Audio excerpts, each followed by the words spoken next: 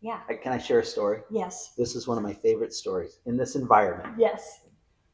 Um, now, for those that happen to be watching, this isn't when you find a group, you find a community, and you become vulnerable, right? Um, Things can go. All of a sudden, it can start feeling like a self-help group. You also don't want that. No, you don't. You don't need that. You can find that on Sunday at church if somebody wants to commiserate and everybody goes down a certain road. Um, Vulnerability is super important, but then there's that hard hitting question, that hard hitting answer, and then that walking with, and truly serving one another as we're called. And so this is an example of that.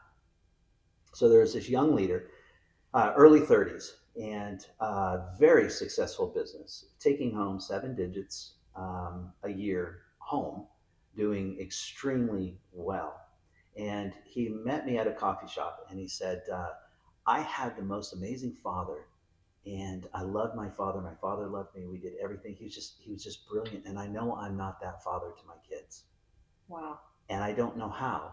Even though my father showed me how to do this, I don't know how to do that and do that as a business owner at the same time. Became a member. Okay, so down the road we're going. We're gonna figure this out. Really has to do with balance of life and the business becoming all consuming, and how does he do that and spend the time, and those were the pieces. Well, we have this thing in C12, as you know, where we present our business once a year.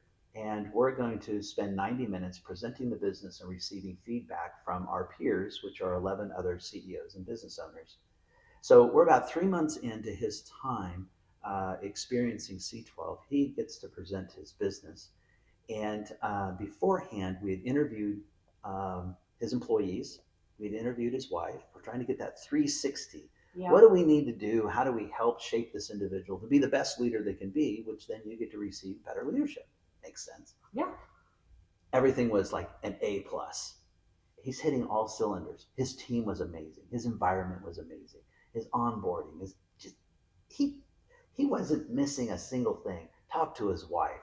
He's like he walks on water. It's like, oh my goodness, this is what kind of feedback are we going to possibly give him? And he goes to present a week later. He's about 10 minutes in, and somebody, so we've only known the person for 3 months, somebody in the room says, stop presenting. We know you build a great team. We know you have a successful business. We know you have an amazing family. But I think you built an amazing team at the wrong address. What a great statement. Wow. That's You built a great team at the wrong address. Here's the hard part though. Are you okay with someone else tucking your wife in bed?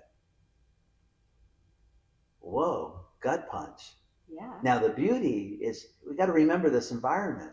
It's raw, loving, but raw. Yeah. He had the guts to say it. This young leader sits down, the waterworks start to open up, and doesn't have a clue what to do. Yeah. But he just got gut punched. And that was the heart of the matter. There was nothing wrong, but we all knew where it was going to go if he maintained the same road. So we went around the room and we talked to each person. You've been in a bad spot. How did you get out of it? How did you get out of it? How did you get out of it? How did you get out of it? We went around the room and collected all the ideas. And the young leader was sitting there going, oh, I can do that. But then the table, the community, had the guts to say, oh, you don't get to choose what you're going to do. We're going to tell you what you're going to do. Now we got a control issue, right? Yep. But this is kind of obedience. It is. And this young leader goes, okay, what do I need to do? I get emotional. He goes, you need to go home. Excuse me. You need to go home. You need to wash your wife's feet and apologize for not being the man that she thought she was going to marry. He's a mess. But he's right. Yeah. He was right. It's like, let's start from the beginning, because you need that person in your life. And there's a disconnection between the two of you because of the rhythm of life that you've been leading. You need to apologize and make a commitment that you're going to make good on this. He did it. Wow. He did it. I met his wife about 2 months later, and I said, "So, how do you feel your experience with C12 is?" She's a bawling mess. And inside of that was the beginning of a journey. It took him 3 years because now we've got to go to work. He's got to redesign the way his business structure is. Yep. He's got to figure out, well, how does delegation work? Because he was the brain trust. How does he get that down into the people? So what does training look like? What does developing look like? What does developing leaders look like? Blah, blah, blah. About 3 years into it, now he's at home for dinner all the time, to the point where maybe his wife is saying, hey, maybe you need to, right? His business has blown up, is extremely successful. He's brought on multiple partners. And there are a lot of people that would like to buy his business and throwing a lot of money and multiples at it. And it was all in addressing this very raw, difficult issue. This individual didn't see around the corner, and the rest of us did, and we were able to help him. And I love the story because it wasn't all about the coach, it was also about the environment. So the environment called it out, then the coach walked with them, and then the community again kept nudging him. And it was a long journey. It's a walk. It's not a light switch, it's a dimmer switch. Right. And you slowly move through this thing, and there's this transformation that happens as a leader, and we become better human beings. We're able to balance more of what we need to be able to do. And so one of my favorite stories of what it meant for this individual to have a coach and to have a community, a herd to run with, so to speak. And that's one thing that when you have a coach, being a business owner, it's lonely. It is. Having a coach with community is powerful, it's needed. Because you can have a coach and we chit chat and then I don't see you for a month, and where's the follow through and the follow up? So for me, I did the homework before the meetings, and there's things to read, and I'd really ponder upon the Bible study and the devotional before we met, and then I would do the homework, and then on the weekend or Sunday afternoon is when I would sit with, well, what am I going to do now? Because at the board meeting, this was brought to light. Is it the season to do that, or is it not? There's also there's that exposure, right? Mm-hmm. If it was just you and I, oh yeah, then you could tell me whatever I want, and I'll never know whether that's true or not true. That's right. Right? Yep. And so then now we have worlds apart. Mm-hmm. But when you've got a community of people that can speak into that, see that, you're exposed. Yes. Now that's scary, right? Mm-hmm. We got to get over that vulnerability of scary. But when we do, the upside is so massive because now I can't skirt away around it. I'm being pushed through it, but I'll be better if I do. Right. And the easy way is not the way that we're going to get on the other side. The hard way is, and we need people to help us get there. Yeah. And so we need our family to be supporting. There's so many groups of people. There's your wheel.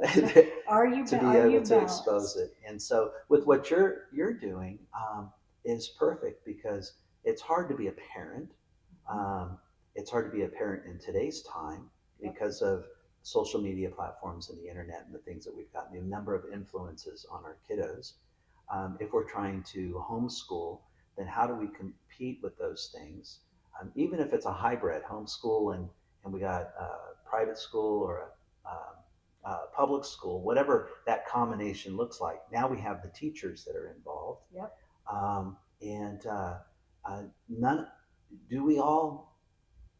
Do the teachers know how to be great teachers? Do the parents know how to be great parents? And does the kiddo know how to be a great student? Mm-hmm. I think the answer to that is no, we're all figuring it out. That's right. So we all need to, there's this pool of people around that is going to help move this thing forward. Yeah. And we hope that it's in goodness. I'm trying to really create that community. I'm trying to answer questions that people have.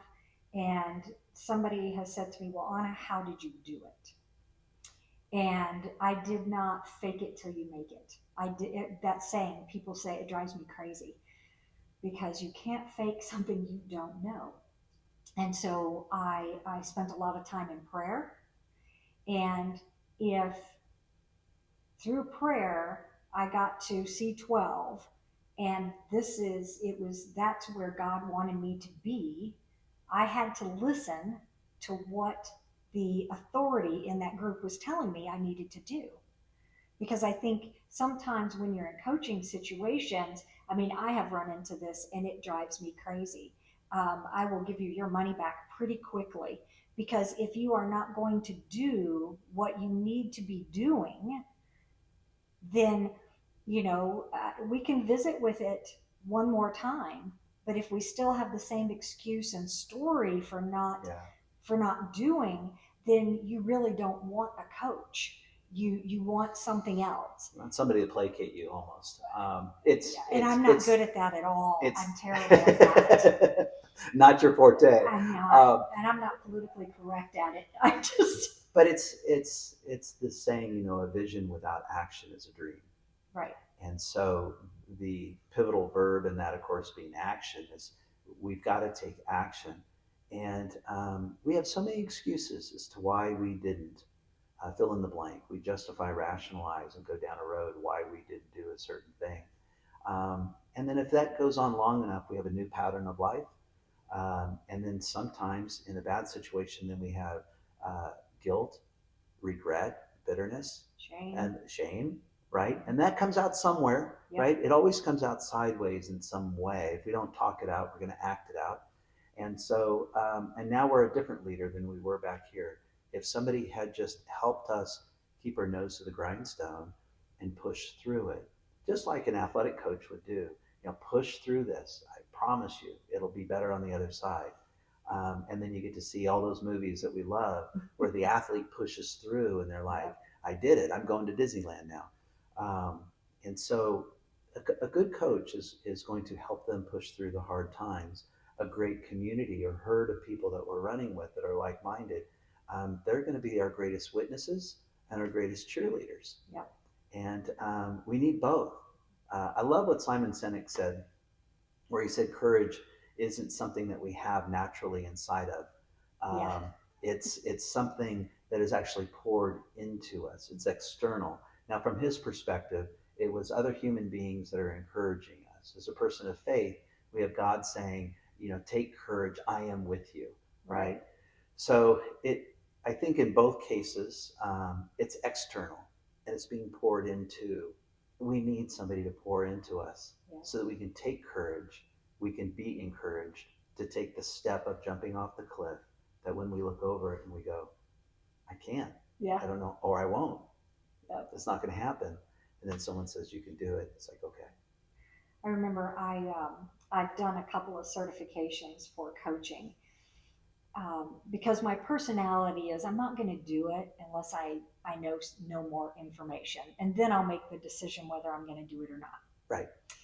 And as I was going through my certification and learning the differences between your therapist, your counselor, your psychiatrist, your coach, a mentor, and a consultant. So they're different in all of them. They really are. And I was like, wow, I've naturally been a coach because I see things in people. Mm-hmm. And my wording was, I can help lead that horse to the water, but you can't make them drink.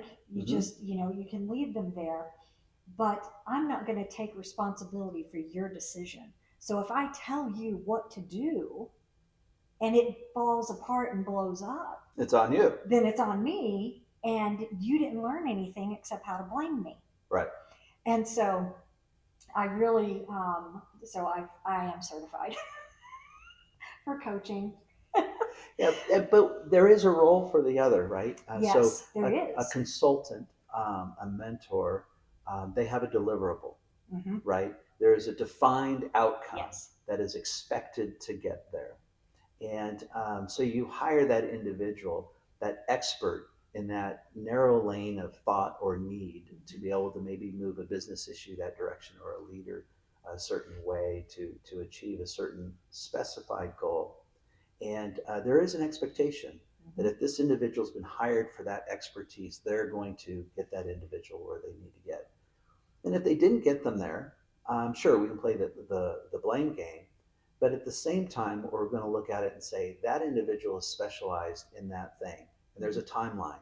I want this person or this process to be at this level within this time frame. You agreed to get us there. Get us there. Mm-hmm.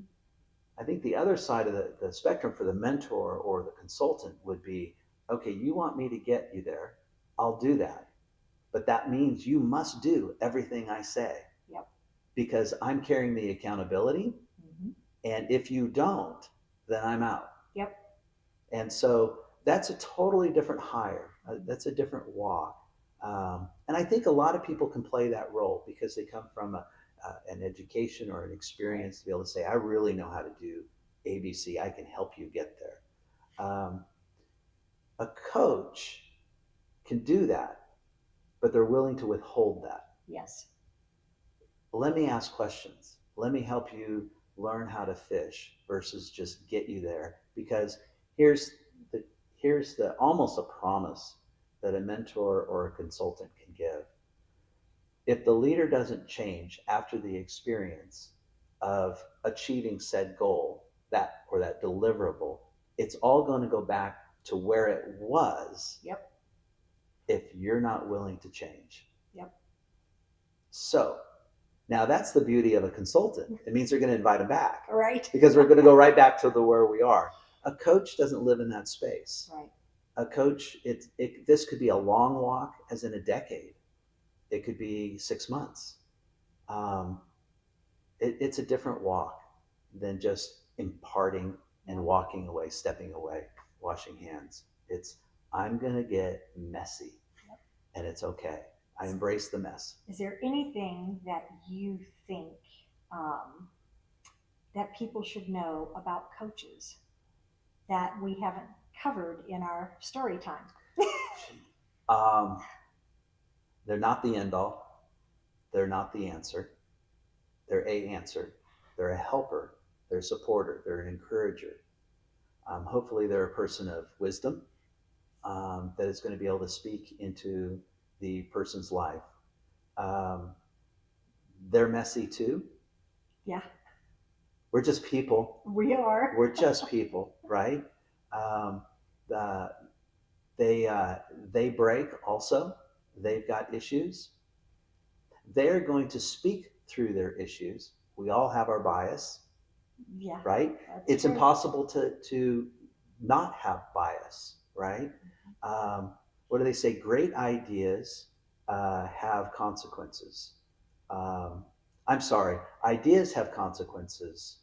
Bad ideas have victims. And so when a coach gives an idea, it has to be challenged because of that bias.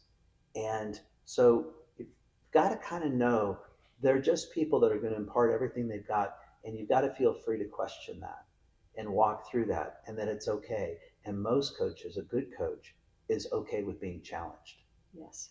They're okay with being found wrong. They're not always right. That's true. That's why it's a walk. Mm-hmm. We're walking shoulder to shoulder. A coach isn't stepping out in front. A coach isn't following behind. It's shoulder to shoulder. And it's okay to wrestle with that person along the way. Again, just people. That's why I like what I said at the beginning, hearing God. Or maybe we were talking about this before. If I can help that individual hear the greatest counselor that has ever existed, and that is our Heavenly Father. What a beautiful skill that is, to be able to truly hear. Like you've said a couple of times, you have had this vision, you've seen this, you know that you know that you know. Yep. That it is something divine that has touched you to say that's where you need to go. Yep. And you're paying attention to it. You didn't get that just overnight. You've honed that. You've paid attention to it. You've gotten to know God. You know his nuances. You know how he's talking to you. You're able to hear him in some fashion. And you may even question those, and sometimes you might get angry in some of those things. You may challenge some of those things. It's okay. It's the relationship. Yep. He's all right with that. Yes, he Actually, is. he's very good with it because you're at least doing it with him, which is what he's Right. saying. Bring it before me. We'll work it out. We'll figure this out. I'm going to help you along.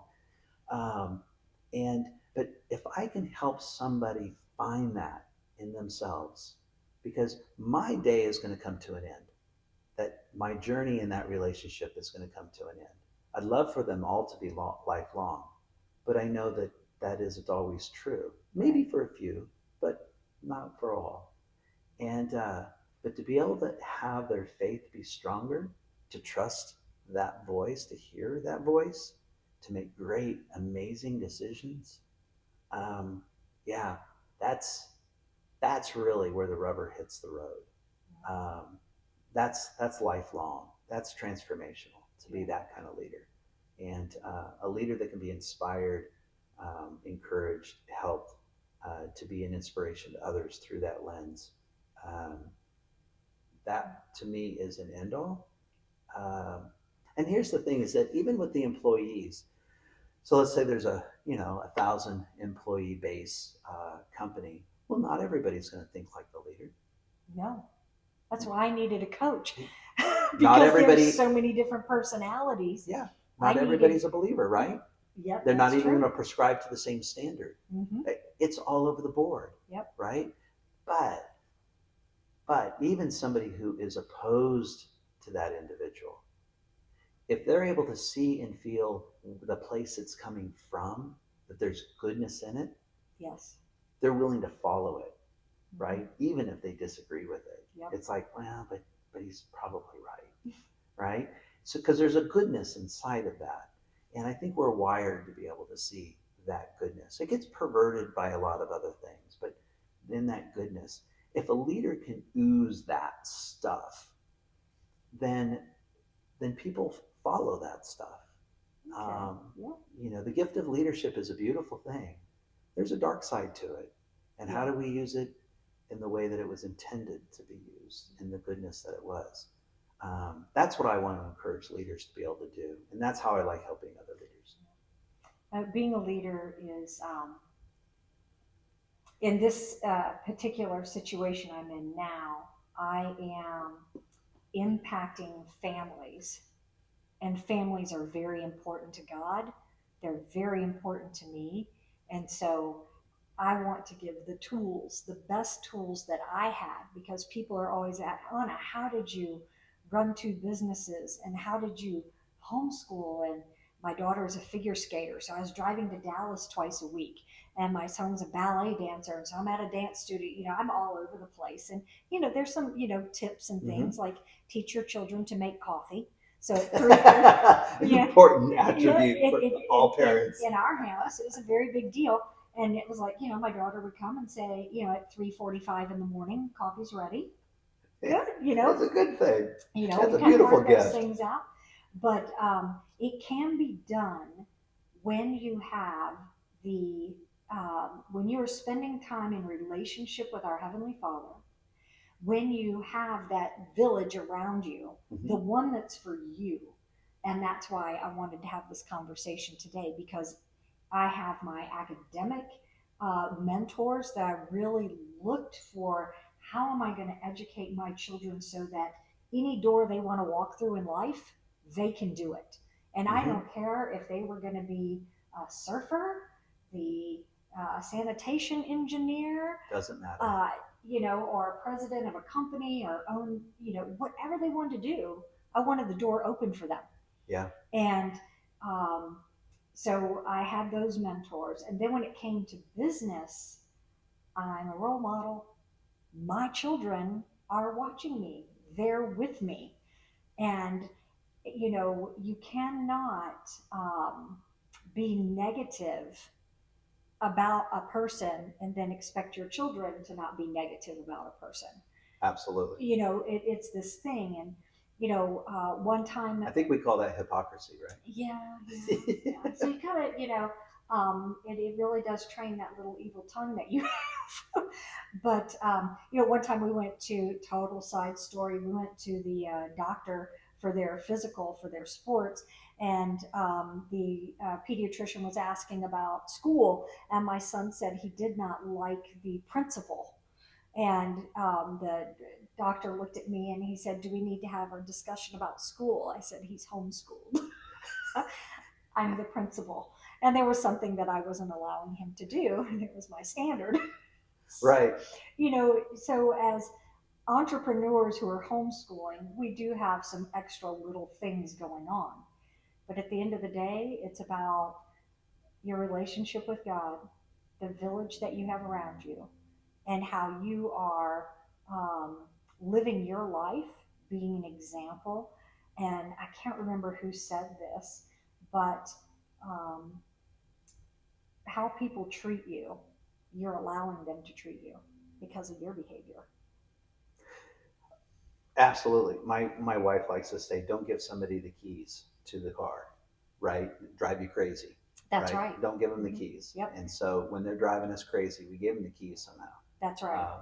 And if it's an employee or your child you're educating, then that's where, what keys did you give and get the copy back? Right.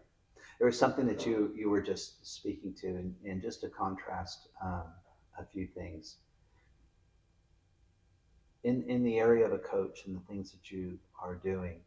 We can learn a lot of things through technology and the internet and books and those types of things. And those are all good, and we should do all of those things. Super important for a foundation of having the knowledge of what it is. Um, but at the end of the day, those are all a substitute for relationship. Yep. If this isn't happening in our challenges as parents, as leaders, homeschoolers, whatever that is, this needs to happen. Running out to the technology to Google that and find what the answer is, some bunch of opinions are out there. Fine, I mean, if that's what you think you need, then go do that.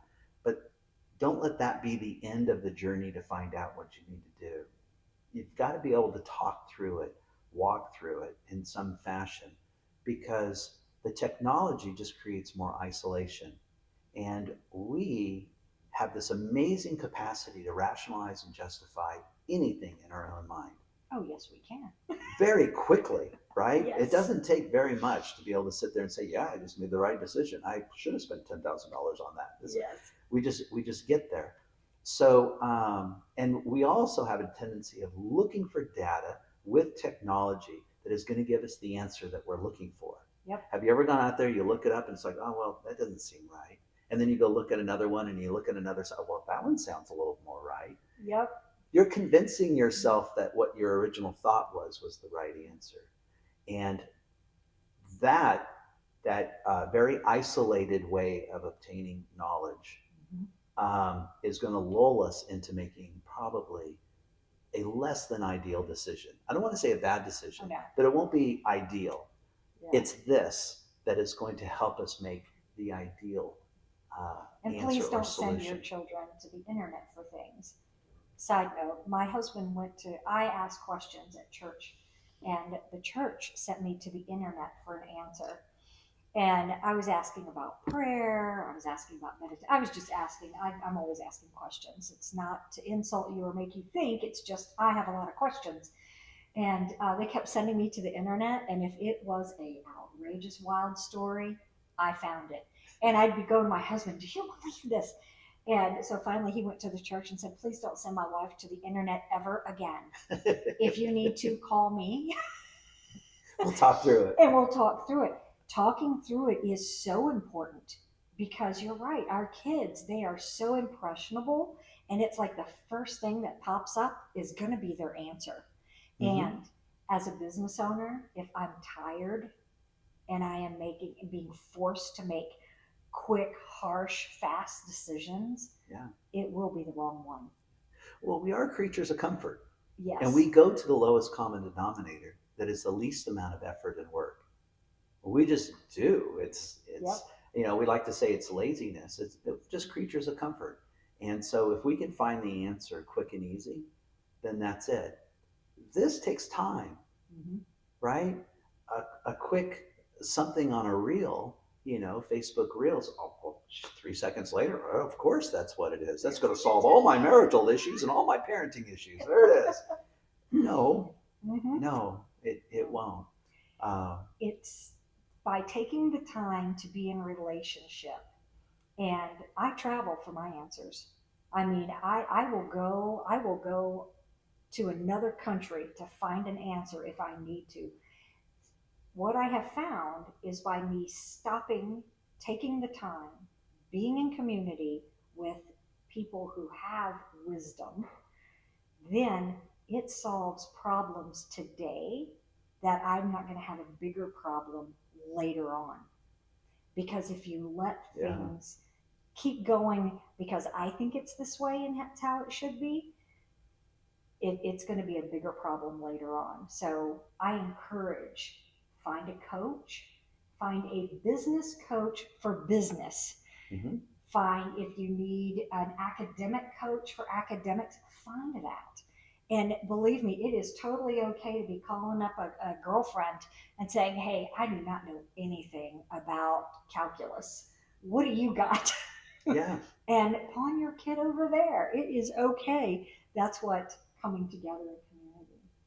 I want to thank you so much for having me here It's and been a taking the pleasure. time to share this information to help impact and encourage and empower the parents who want to work and home educate their children, because we're impacting the next generation.